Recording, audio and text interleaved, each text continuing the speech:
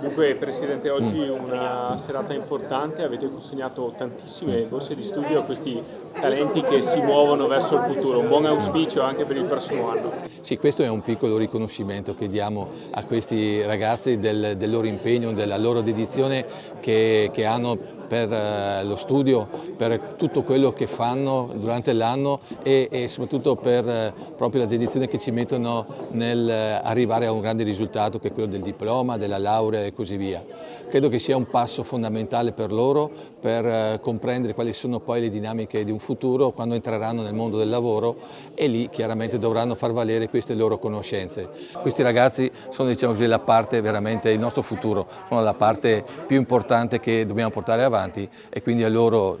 diciamo non soltanto grazie ma anche un grandissimo in bocca al lupo.